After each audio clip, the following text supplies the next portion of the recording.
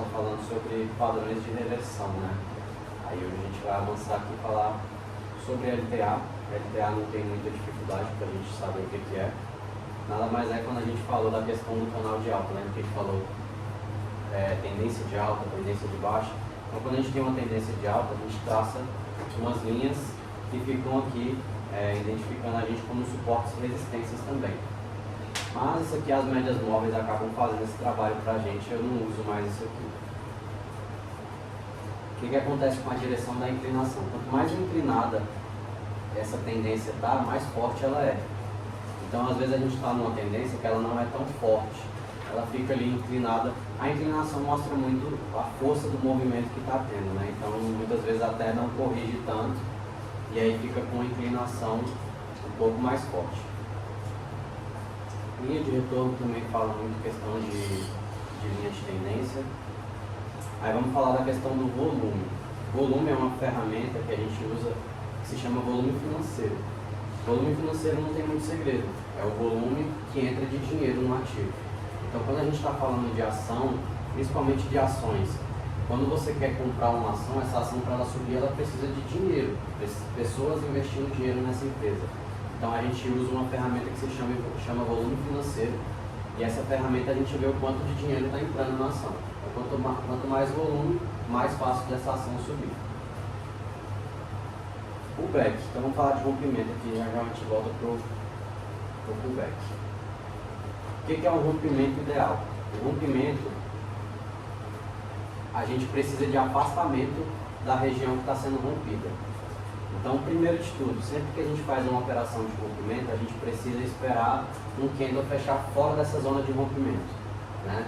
Então, às vezes a gente tem ali um canal de resistência, o preço está batendo, não rompe, o preço está batendo, não rompe.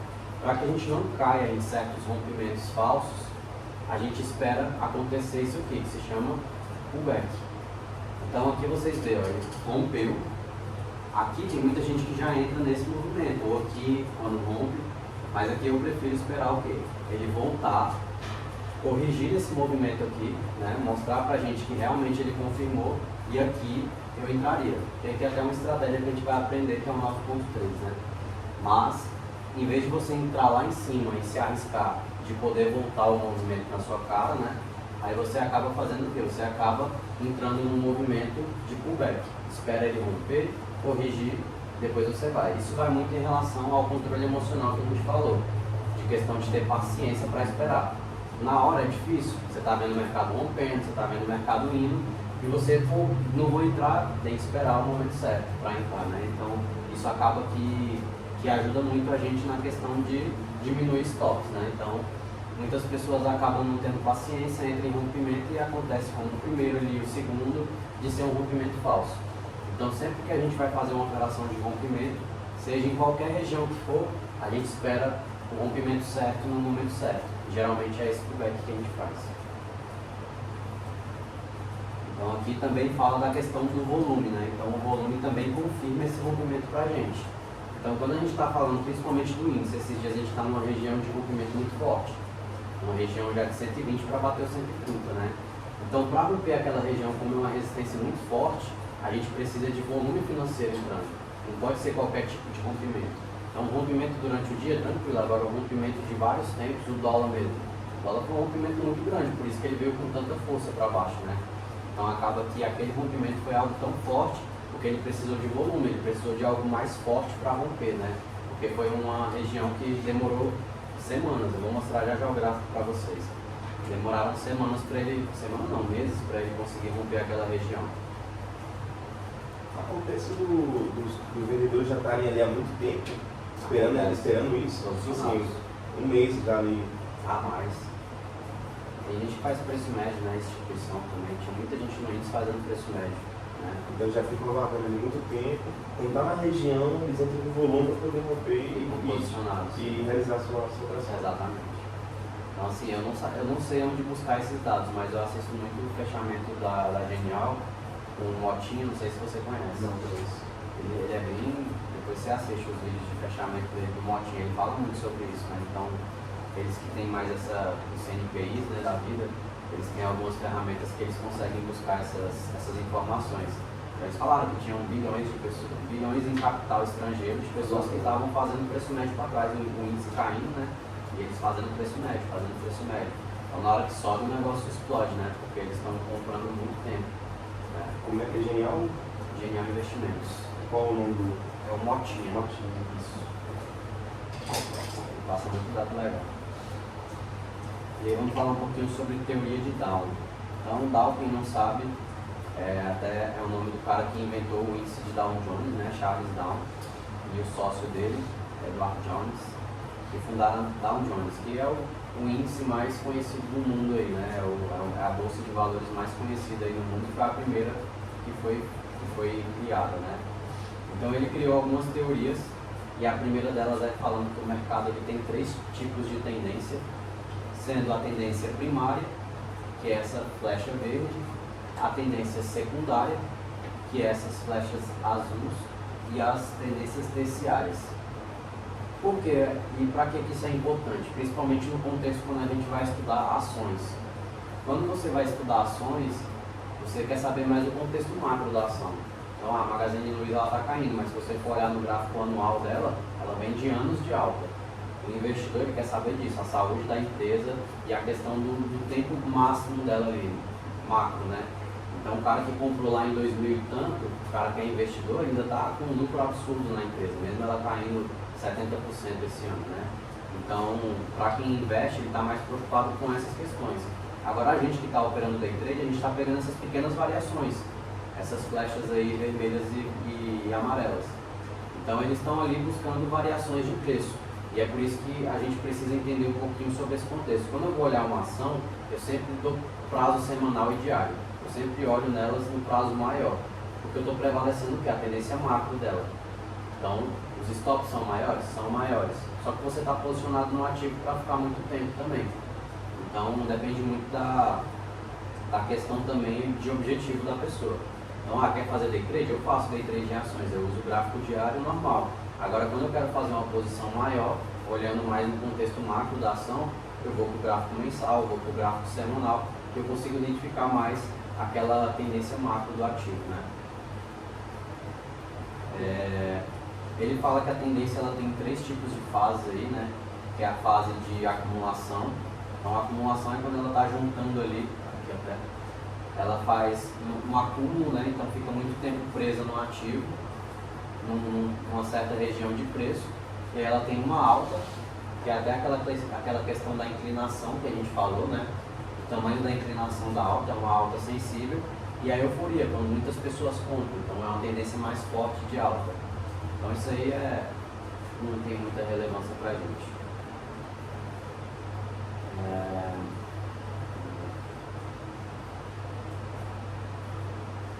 Eu aprendi nesse mercado. Quando tem muita gente comprando, está na hora de vender. Isso explica muito a questão também das certificações, né? Porque o cara que ele é analista CNPI, porque analista, você sabe o analista, né? Sim. Você sabe o que é um analista? Um analista é um cara que ele tira uma certificação e ele pode te indicar o que comprar ou vender. Então você já viu aquelas carteiras recomendadas? Sim. Então isso quem faz são os analistas. Então tem analista técnico que opera por gráfico, tem analistas fundamentalistas, que eles vão falar sobre a saúde da empresa. E esses caras eles não podem estar comprados no ativo que eles estão recomendando. Por quê? Porque se eu sou um analista, eu tenho 1 milhão de seguidores, eu vou lá e indico uma ação, 1 milhão de pessoas compram, entre aspas, né? Então ele tem uma relevância de movimentar o preço. Então por isso ele não pode estar comprado no ativo, ele não pode operar em conta real, ele só pode operar em conta simuladora. Então acaba que isso faz com que o quê? Ele só pode comprar um mês antes. Ele analisa a ação, se ele quiser comprar hoje, ele comprou essa ação, ele só pode recomendar ela daqui a um mês. Então muitas das vezes esse cara comprou lá atrás, ele recomenda no mês que vem, quando vocês estão entrando ele está saindo, né? Na hora que o preço movimenta para cima, ele já está saindo, porque ele comprou um mês anterior. Então ele pode ter conta real, então? Ele pode. Eu imaginava que não poderia. Não, ele pode. Assim, quando o cara ele é certificado, ele só pode ter conta na instituição que ele trabalha. Mas ele não pode fazer uma análise ou operar em conta real ninguém. Mas nada impede de falar, ei, primão, bora rachar. Mas ele não, os parentes próximos não podem. Primeiro grau não pode ser. Não pode. É mesmo?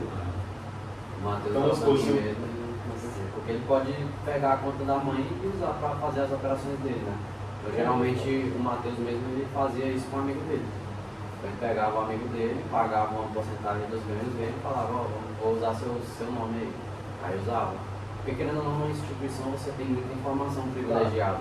E não é informação de tipo assim, a empresa vai subir, mas informação de tipo assim, pô, o cliente tal entrou com 200 mil na ação, 1 milhão na ação. Pô, o cara entrou com 1 milhão, o preço tende a se movimentar. Então ele já tem um certo gatilho ali para comprar a empresa. Uma dúvida que eu sempre tive, Max, o cara, vamos supor, um cara grande, tipo, R$1 milhão numa ação, por exemplo, ela não é comprada imediata. Como é que faz? Isso aí é o papel do broker. O cara que tem o PQO. O broker ele vai pegar você que quer comprar 1 milhão e vai arrumar um cara que quer vender 1 milhão. Aí ele faz essa troca. Então não vai no gráfico. Não vai no gráfico, não. É uma posição negociada à parte.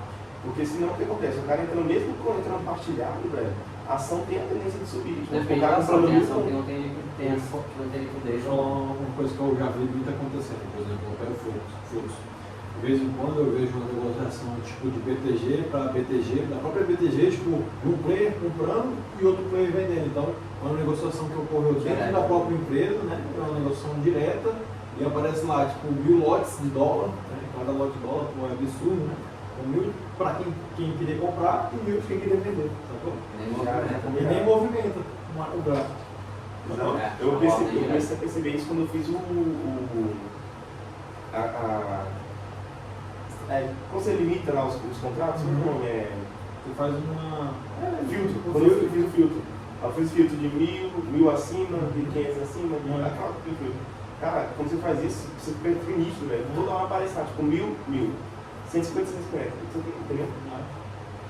Exatamente. Então, assim, o papel do broker é esse.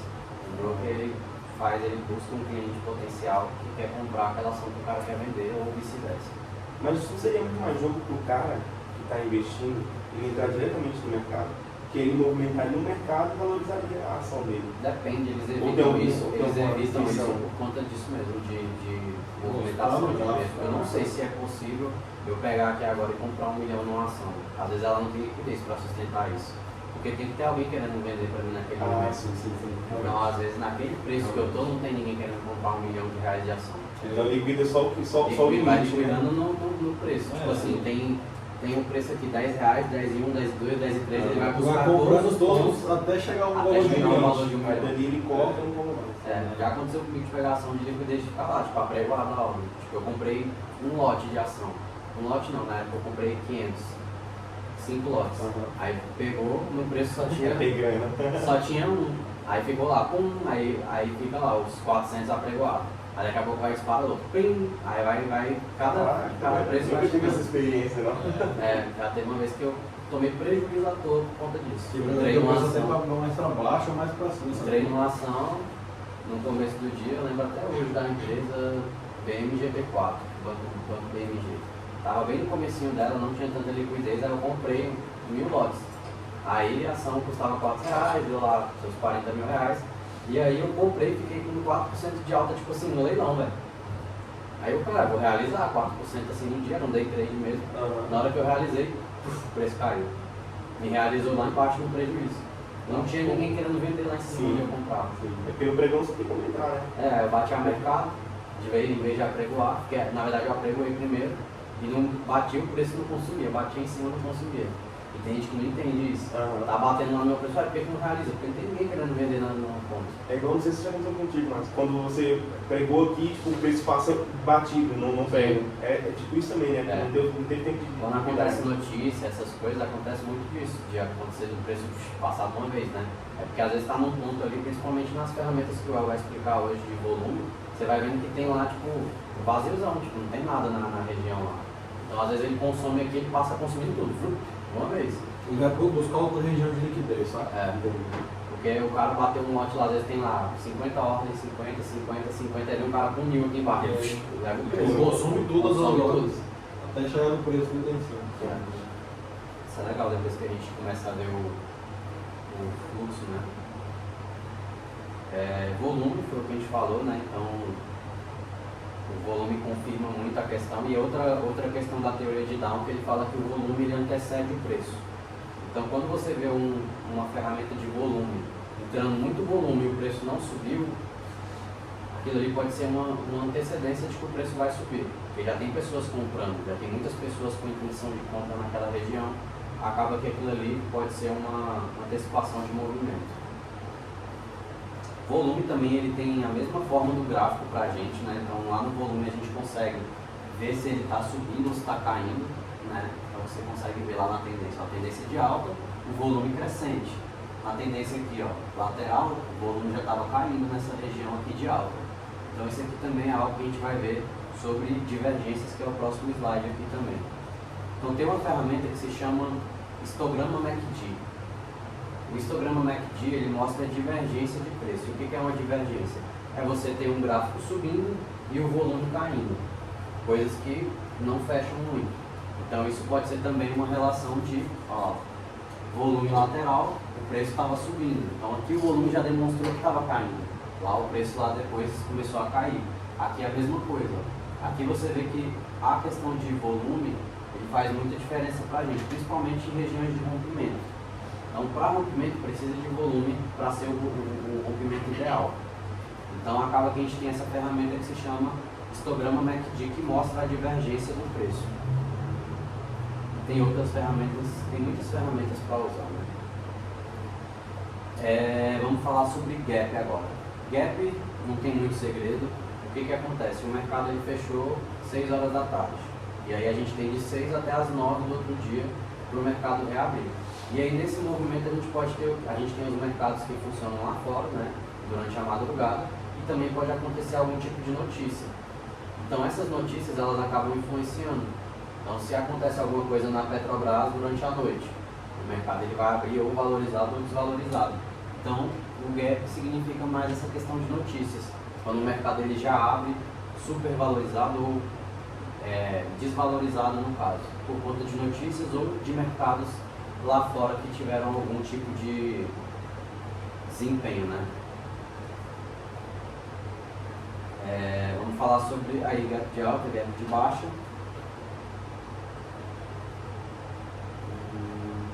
Do gap a gente tem também a questão do fechamento de gap.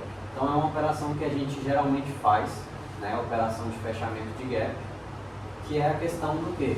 O gap ele é um espaço vazio.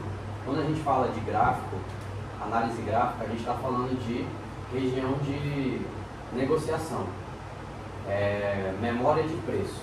Então tudo que vem atrás da gente são memórias de preço onde já tiveram negociações. No gap ele não tem negociação. Então lembra que a gente estava falando da questão da ferramenta também, de ter lá a negociação no volume? Então o gap ele não tem negociação, não passou nenhuma negociação por lá. Então quando você vai pegar no preço ali, ele tende a fechar o gap muito rápido, porque não teve ninguém defendendo aquele preço ali. Então a gente tem duas fontes aí para usar na questão do gap, que é a fronteira, que é onde a gente marca a região de gap, que aqui é usado como suporte para a gente. Mas quando ela é perfurada, a gente tem a questão do fechamento. Então geralmente quando ela perfura o gap, entra dentro do gap e fecha lá dentro, ela tende a fechar. E é uma negociação muito fácil de ser feita, porque lá não tem ninguém tentando defender aquele preço. Então acaba que vira uma negociação mais fácil para a gente. Eu fiquei na dúvida qual o nome daquele aplicativo esqueci o nome, HIT. Você estava explicando ainda agora. Histograma MACD? Histograma MACD. Esse aí tá tudo não. Isso, MACD. E agora a gente vai falar um pouquinho sobre os padrões de continuação de tendência. Então a gente viu, você lembra de qual é o padrão de reversão de tendência que a gente viu na aula? Isso, foi esse aqui, ó, a gente viu. Pivô, lembra? Que é o padrão de reversão de tendência. Então aqui é onde a gente vai ver o gatilho, onde a gente vai trocar de tendência, uma tendência de alta passar para baixa ou assim sucessivamente. E aí a gente vai ver um pouquinho sobre os padrões de continuação, que são os padrões que são mais interessantes para a gente trabalhar, porque a gente sempre vai buscar trabalhar dentro da tendência, né? Então, o primeiro padrão é o padrão de triângulo.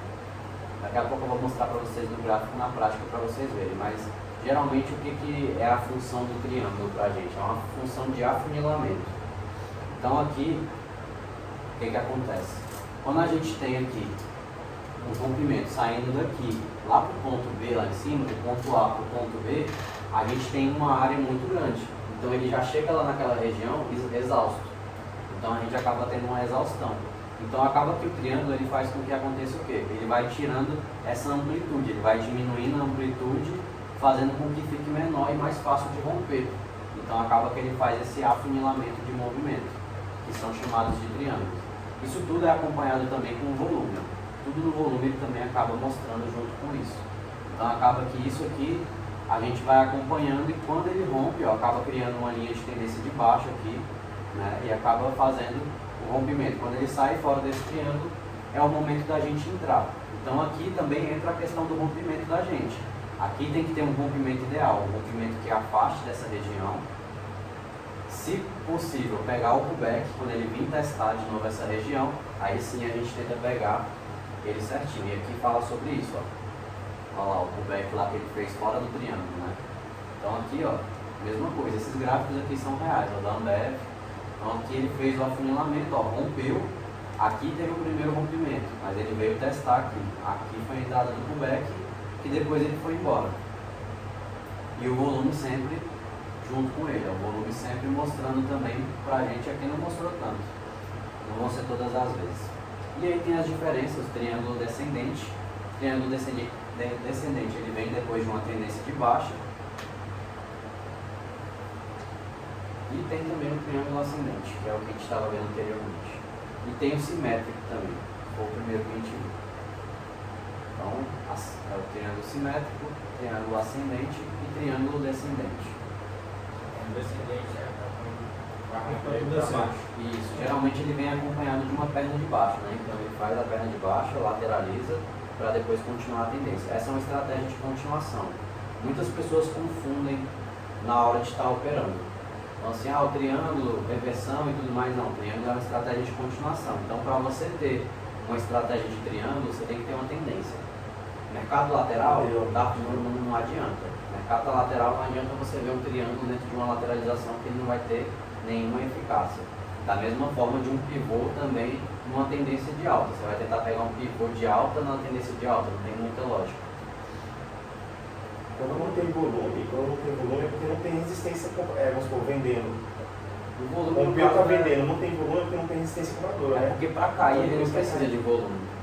Ah, Para subir ele precisa de pessoas comprando, para cair ele precisa. Né? Então para cair sempre é mais fácil. só o pessoal realizando ali. A galera realizando e tudo mais, acaba que o preço cai, né? Mas na tendência de alta a gente precisa de volume. Os retângulos são as regiões de lateralização, que é uma região que a gente busca não operar. A gente tenta se sair fora de uma ação que está lateral. Por quê? Porque não tem muito, foi aquela questão que eu falei para vocês, não tem muita necessidade de você pegar um mercado lateral. Você vai estar simplesmente arriscando e apostando se ele vai romper para cima ou para baixo. Então, na prática, espera romper. Espera romper, depois que ele romper, a gente tem a nossa confirmação da tendência que ele vai continuar. Porque aqui, ele poderia romper para baixo, ele poderia romper para cima, não muda nada. Ele estava vindo de uma tendência de alta? Estava. Mas ele poderia perder essa tendência e fazer um pivô de baixo. Então, o mercado lateral a gente prefere ficar fora dele. A cunha é bem parecido com o triângulo. Aí vem as bandeiras. Bandeira é uma estratégia bem comum que aparece todos os dias pra gente. Deixa eu ver que dia foi. Na sexta que a gente operou de manhã. Que a gente pegou uma bandeira também. Que foi a operação que a gente fez no dia. Então, o que acontece? A gente vai aprender as estratégias de médias móveis e vocês vão ver que elas batem muito com o que a gente estuda dentro das figuras, que são as bandeiras. Então acaba que o quê?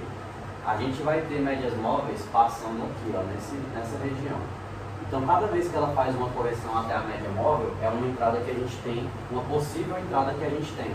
Então acaba que aqui, da mesma forma, vamos ter médias móveis passando. Então cada vez que ela faz esse movimento de bandeira, que é esse, que ela faz a perna de alta, contrai até a média móvel para continuar o movimento. Acaba que isso são a questão das bandeiras para a gente. Então a bandeira, o que acontece com a bandeira? Ela vai fazer uma pequena tendência de baixa aqui, lá onde está a primeira bandeira lá, ela vai fazer um canalzinho de baixa, romper para cima. Então tem que ter muita clareza em relação a isso, para que não tenha, até que não pegue uma estratégia de reversão sem necessidade. Muitas pessoas confundem essa questão de pivô. Ah, o pivô fez um topo mais baixo, eu tenho que entrar reversão de tendência? Nem sempre, porque a gente vai estudar outras ferramentas, principalmente a Fibonacci. Fibonacci e médias móveis, né? Então assim, para a gente entender o que é uma reversão e o que é uma continuação de tendência. Então a Fibonacci ela vai mostrar, ó, corrigiu 50% desse movimento, mesmo que ela tenha feito um topo mais baixo, eu não vou entrar vendido. Por quê? Porque ainda é uma correção saudável do ativo ainda. Então acaba que isso a gente tem que ter a questão da clareza disso. Agora vamos para os padrões de reversão. O padrão de reversão clássico é o pivô que a gente viu, só que a gente tem alguns diferentes. Um bem comum, bem popular, é o ombro, cabeça, ombro. Na teoria, todos são grandes pivôs. Se vocês forem ver, lá é um topo mais baixo que formou um pivô aqui. Aqui é um topo mais alto que formou também um pivô. Só que a gente tem esse padrão chamado de ombro, cabeça, ombro, que é o quê? Ombro, a cabeça maior e o segundo ombro. Sempre vai aparecer bonitinho? Não. Vai ter vezes que não vai aparecer um ombro, cabeça, ombro bonitinho, vai vir um ombro maior que o outro. Mas o que é o importante para a gente entender? A configuração do gráfico. É o que o gráfico está mostrando para a gente. Então ali ele fez 3 topos numa mesma região. Você está vendo que aquela região ele não está conseguindo romper. Então ali é uma possível região de reversão de tendência. A gente tem os topos duplos e topos triplos, né? Topo duplo, topo triplo, que basicamente é a mesma coisa. Para a gente continuar uma tendência, a gente precisa que seja rompido os topos e façam fundos mais baixos. Se ele não rompeu e mostrou uma região aqui de suporte, no caso, nessa região aqui, e lá em cima de resistência, pode acontecer uma reversão de tendência também. Tudo isso, ó, volume acompanhando também, ó. Você vê lá, ó, o volume começou a cair e o preço começou a lateralizar naquela região. Alguma dúvida até aqui? No rompimento ali, você sempre vai usar o pullback, né?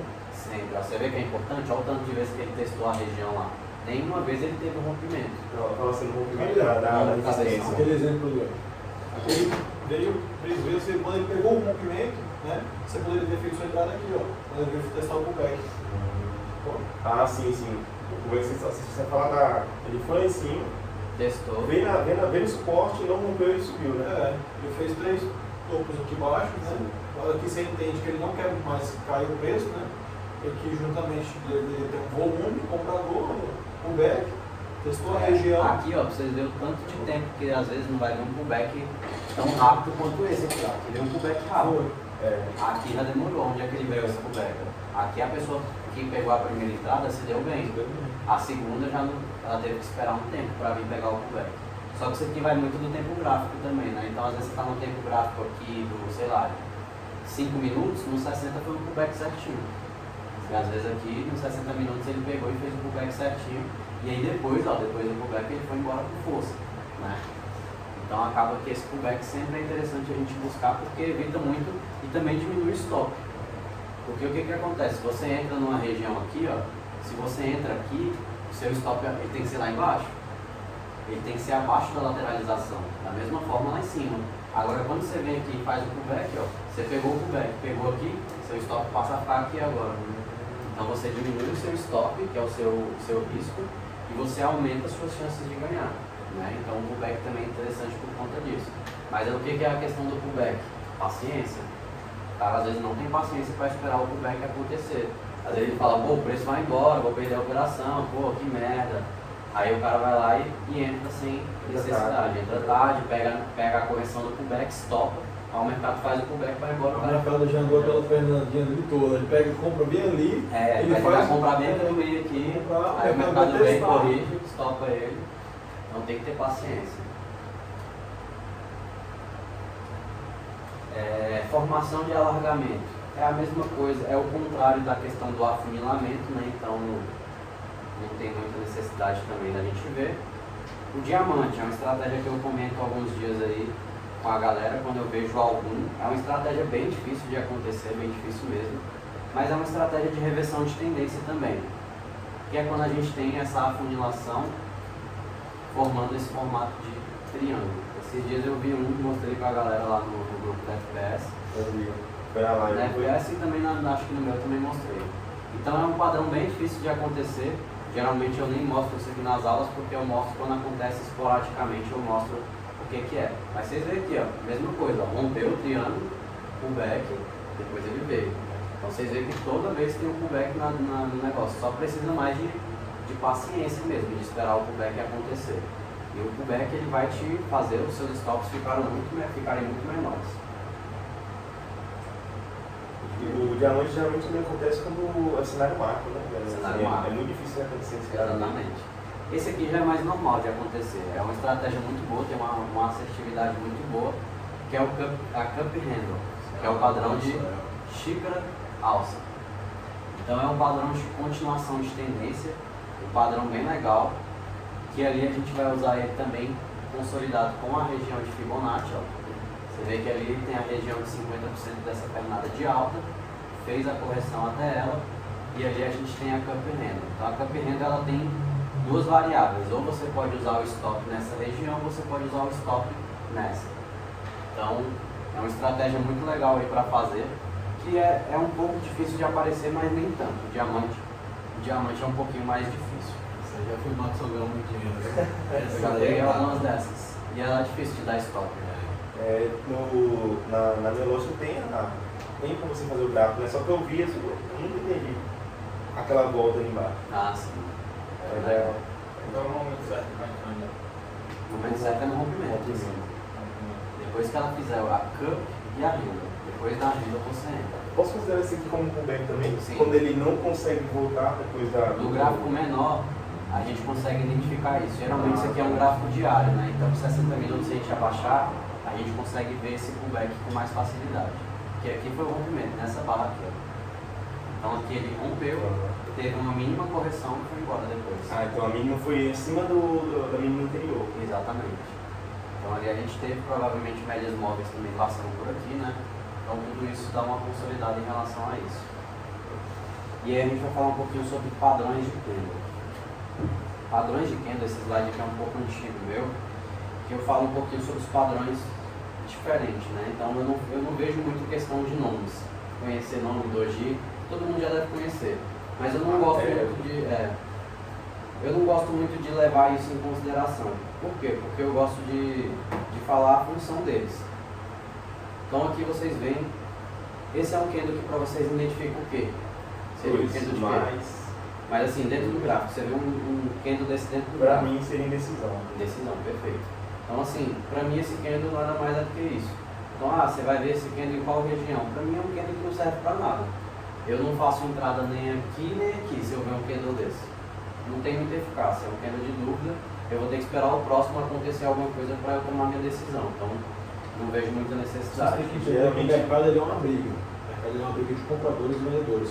Quando ocorre no doji, foi uma indecisão do mercado naquele momento. Então, o melhor você esperar, por exemplo, um candle de força.